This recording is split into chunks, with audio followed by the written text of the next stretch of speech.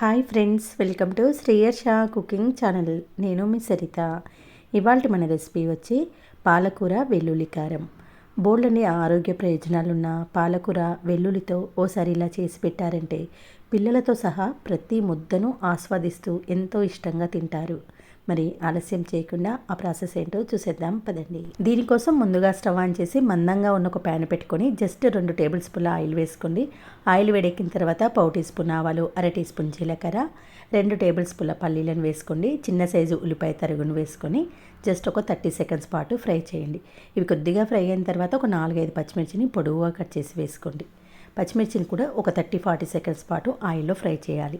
ఇవన్నీ వేగిన తర్వాతనే ఒక 10-12 వెల్లుల్లి రెబ్బలను కచ్చాపక్కగా దంచుకొని ఇందులోకి వేసి కలిపేసేయండి.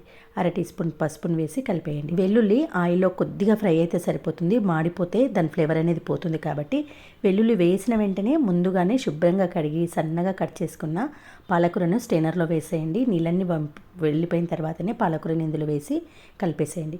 ఇప్పుడు జస్ట్ ఒక టీ స్పూన్ సాల్ట్ని వేసి కలిపేసి మూత పెట్టి సిమ్లో 3-4 మినిట్స్ మగ్గించాలి.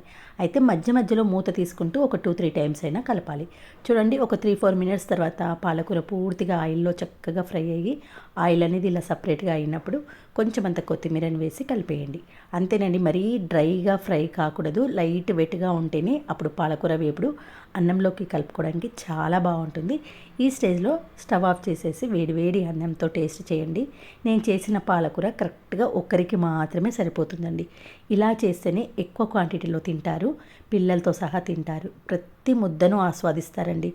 బోల్డ్ అన్ని ఆరోగ్య ప్రయోజనాలు పాలకూర వెల్లుల్లో ఉంటాయి, అది అందరికీ తెలిసిన విషయమే. మరి మీరు కూడా ఓసారి ఇలా టేస్టీగా ట్రై చేయండి. Thanks for watching.